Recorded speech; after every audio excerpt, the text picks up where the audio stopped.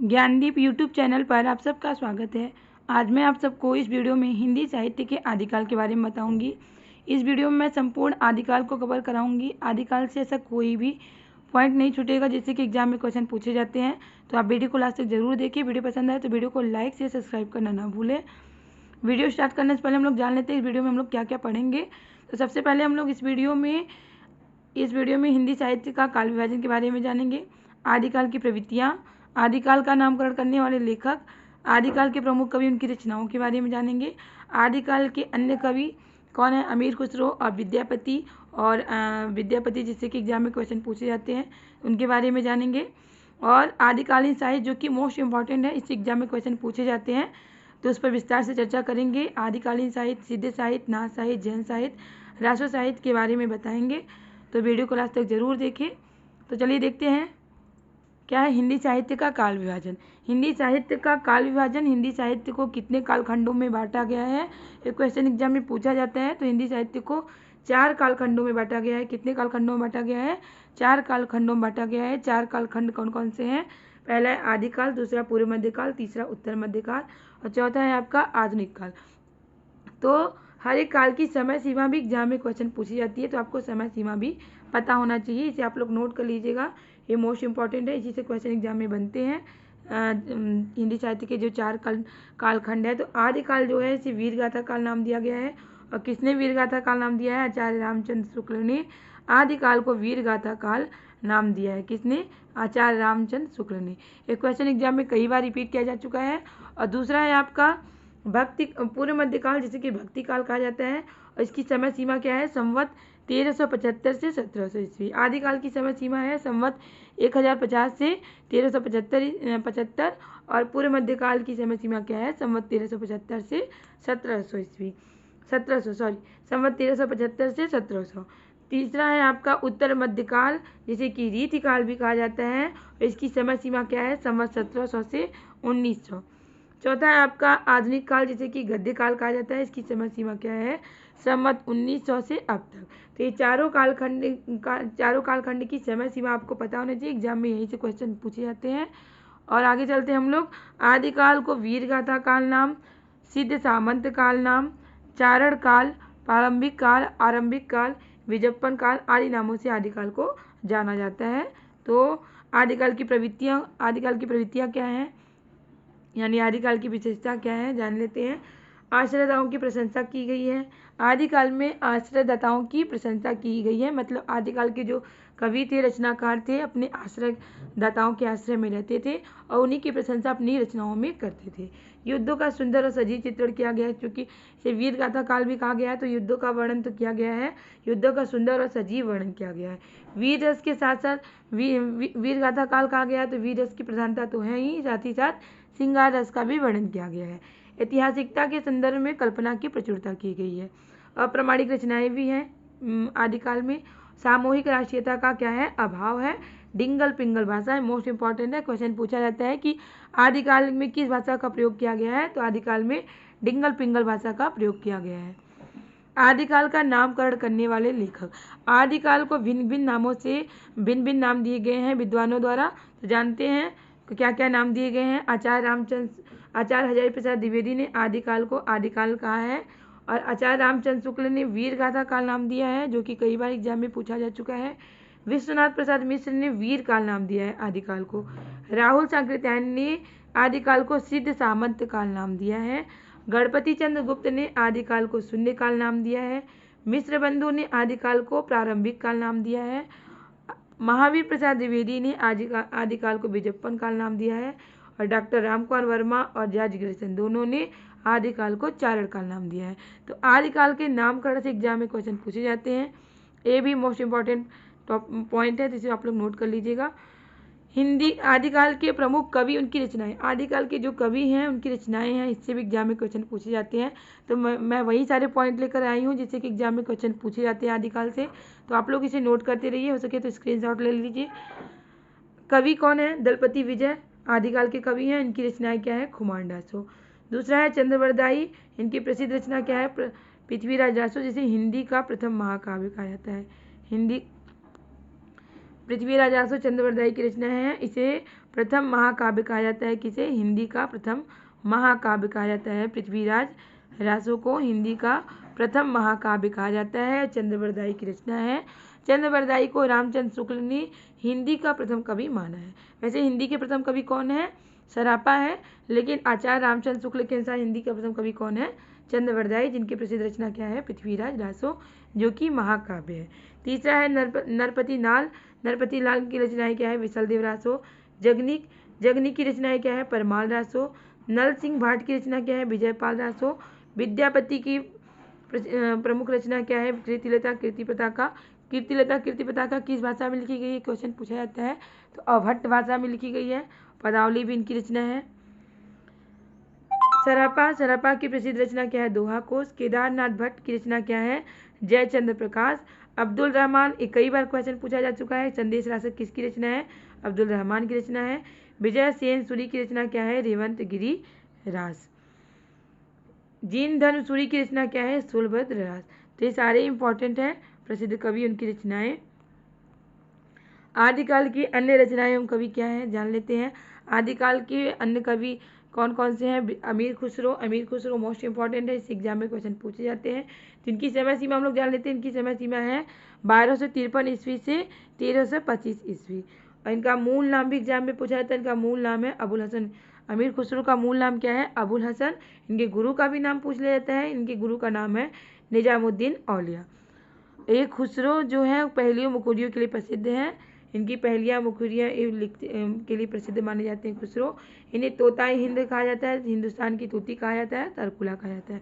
तोताए हिंद के नाम से कौन जाने जाते हैं? अमीर खुसरो जाने जाते हैं। हिंदुस्तान की तूती किसे कहा जाता है? अमीर खुसरो को कहा जाता है। इस तरह से क्वेश्चन एग्जाम में पूछे जाते हैं।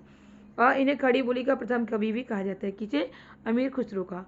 अमीर खुसरो को खड़ी बोली का प्रथम कवि कहा जाता है। इनके ग्रंथ कौन कौन से हैं? खजाइनुल फुतूह, आशिका, तुगलकनामा इनके प्रसिद्ध ग्रंथ हैं। विद्यापति से भी एग्जाम में क्वेश्चन पूछे जाते हैं। इनका समय है 1380 से 1460 ईस्वी और इनका जन्म बिहार के दरभंगा में हुआ था। इनको बहुत सी उपाधियाँ दी गई थी। इन्हें मैथिल कोकिल कहा जाता है, कवि शेखर कहा जाता है, अभिनव जयदेव भी इन्हें कहा जाता है। अभिनव जयदेव के नाम से कौन जाने जाते हैं? विद्यापति जाने जाते हैं। और इन्हें मैथिल कोकिल भी कहा जाता है क्योंकि इनकी अधिकांश रचनाएं मैथिली भाषा में है, इसलिए इन्हें मैथिल कोकिल कहा जाता है। इनकी रचनाएं कौन कौन सी हैं? पदावली जो कि मैथिली भाषा में है, कीर्तिलता कीर्ति पताका ये दोनों रचनाएं अभट्ट भाषा में है। और कीर्तिलता में किसका वर्णन किया गया है? कीर्तिलता में तिरहुत के राजा कीर्ति सिंह की वीरता उदारता का वर्णन किया जाता है। इस तरह से क्वेश्चन पूछा जाता है कि विद्यापति की रचना जो कीर्तिलता है इसमें किसका वर्णन किया गया है? तो इसमें तिरहुत के राजा कीर्ति सिंह की वीरता और उदारता का वर्णन किया गया है। और कीर्ति पताका जो इनकी रचना है इसमें राजा शिव सिंह की वीरता का वर्णन किया गया है। तो ये दोनों रचनाएं अभट्ट भाषा में लिखी गई है। कौन सी? कीर्तिलता कीर्ति पताका। अब विद्यापति की चर्चित पंक्ति है जो कि कीर्तिलता से ली गई है।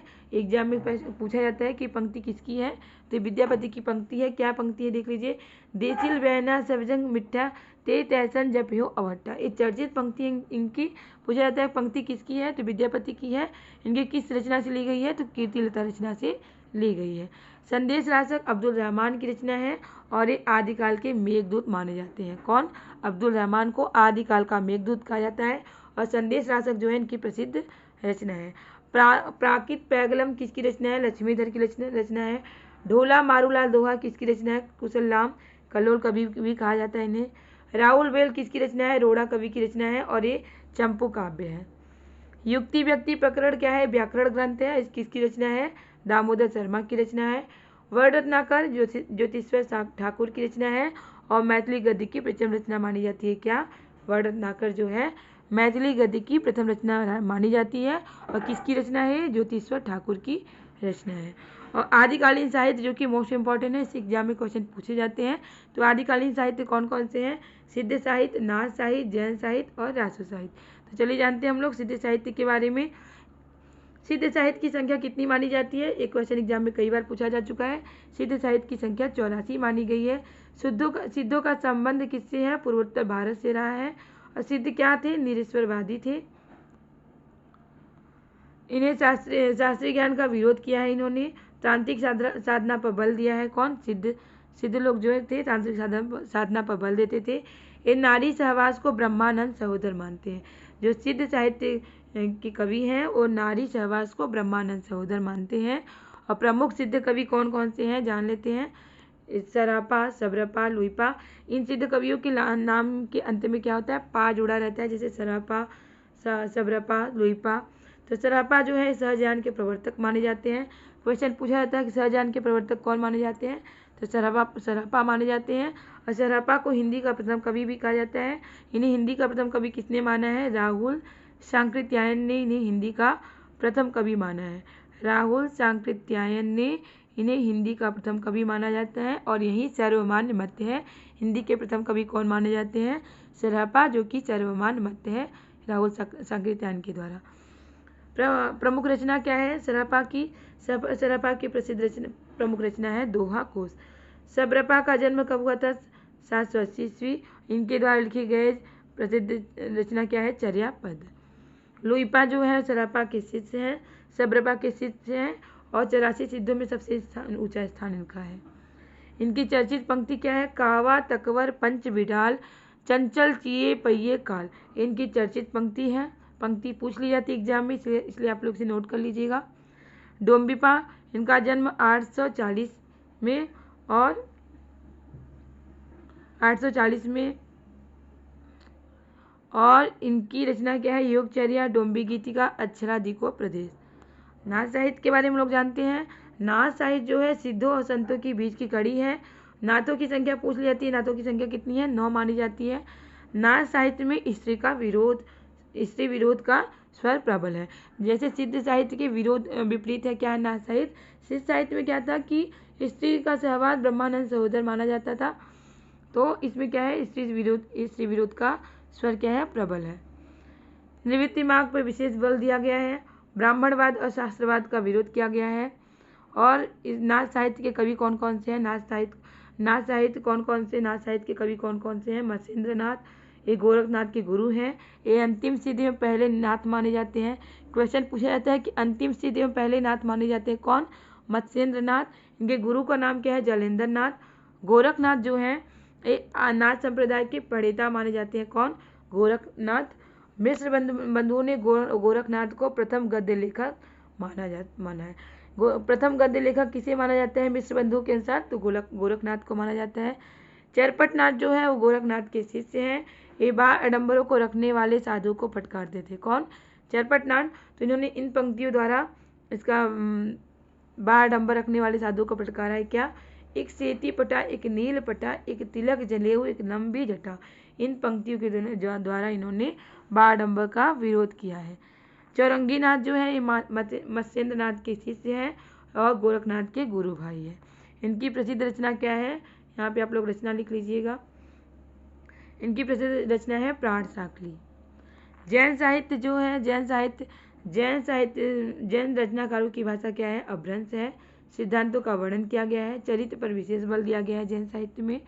और काव्य में उपदेशात्मकता और रहस्यात्मकता की प्रवृत्ति है। प्रकृति, चित्र और नारी सौंदर्य का वर्णन किया गया है। प्रमुख जैन कवियों के बारे में जान लेते हैं। स्वयंभू जो कि प्रमुख कवि हैं और इन्हें अपभ्रंश का वाल्मीकि कहा गया है। क्वेश्चन कई बार पूछा गया है कि अपभ्रंश का वाल्मीकि किसे कहा जाता है, तो स्वयंभू को कहा जाता है। इनकी प्रसिद्ध रचना क्या है, पौमचरी, ऋषिणेम्बी चरी, जो कि जिसमें कि राम कथा का वर्णन किया गया है। आचार्य देवसेन की प्रसिद्ध रचना क्या है, श्रावकाचार। श्रावकाचार में क्या है, 250 दोहों में श्रावक धर्म को प्रतिपादित किया गया है। धनपाल जो है ये धक्कड़ वैश्य कुल के थे कौन, धनपाल।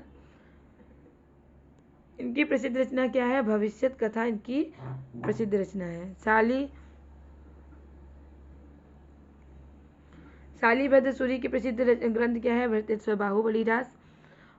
बाहुबली रास इनकी प्रसिद्ध रचना है। ये क्या है, खंड काव्य है जिसमें 205 छंद वर्णित है।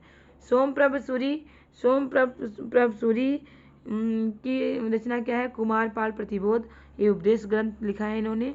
जैनाचार्य मैगतुंग की प्रसिद्ध रचना क्या है, प्रबंध चिंतामणि। आसगु कवि की प्रसिद्ध रचना क्या है, चंदनबाला रास, जो कि 35 छंदों का लघु खंड काव्य है।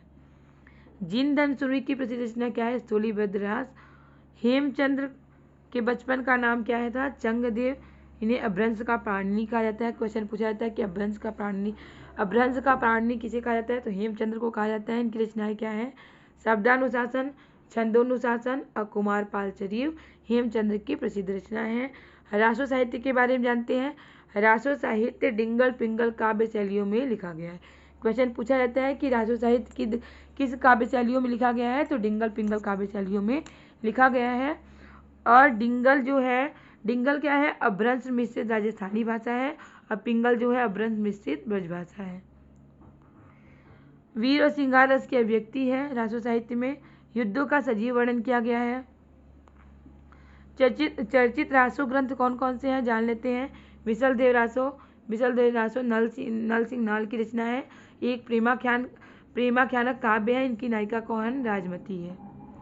परमाल रासो जो है आला खंड है। इसके रचनाकार कौन है, जगनीक है। इसमें क्या किया गया है, इसमें मसोवा के राजा परमदीदेव के सेनापति आला एवं उदल का वर्णन किया गया है। हमीर रासो के रचनाकार कौन है, सारंगधर। इसमें रणथंभौर के राजा हमीरदेव चौहान का गौरवगान किया गया है। पृथ्वीराज रासो के रचनाकार कौन है, चंद्रवरदाई। पृथ्वीराज रासो को हिंदी का प्रथम महाकाव्य कहा गया है, इंपॉर्टेंट है ये। इस अब देखिए पृथ्वीराज रासो को कुछ ऐसे कवि हैं, कुछ ऐसे विद्वान हैं जिन्होंने अप्रामाणिक माना है, किसी ने प्रमाणिक माना है तो किसी ने अर्ध प्रमाणिक माना है। तो क्वेश्चन पूछा जाता है कि पृथ्वीराज रासो को अप्रामाणिक किसने माना है, तो आचार्य रामचंद्र शुक्ल ने माना है और राम कुमार वर्मा ने। प्रमाणिक किसने माना है पृथ्वीराज रासो को, तो श्याम सुंदर दास और मिश्र बंधु टांग ने पृथ्वीराज रासो को प्रमाणिक माना है। और पृथ्वीराज रासो को अर्ध प्रमाणिक किसने माना है, तो राजा दशरथ शर्मा और हजारी प्रसाद द्विवेदी ने पृथ्वीराज रासो जो कि महाकाव्य है चंद्रवरदाई के द्वारा लिखा गया, और इसे अर्ध प्रमाणिक माना है। किसने, डॉक्टर दशरथ शर्मा और हजारी प्रसाद द्विवेदी ने। कुमार रासो दलपति विजय की रचना है।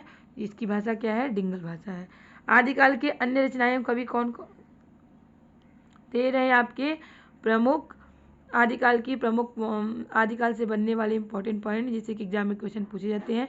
उम्मीद है कि आपको वीडियो जरूर पसंद आया होगा। वीडियो पसंद आया तो वीडियो को लाइक से सब्सक्राइब करना ना भूलें, क्योंकि आपका लाइक से सब्सक्राइब ही हमें मोटिवेट करता है इस तरह के क्वेश्चन आने के लिए, इस तरह के टॉपिक लाने के लिए, जिससे आपकी अच्छी तैयारी हो सके और अपने एग्जाम में सफल हो सके। इसी तरह के क्वेश्चन, इसी तरह के टॉपिक की तैयारी करने के लिए हमारे चैनल से जुड़े रहें। तब तक के लिए मिलते हैं नेक्स्ट क्लास में।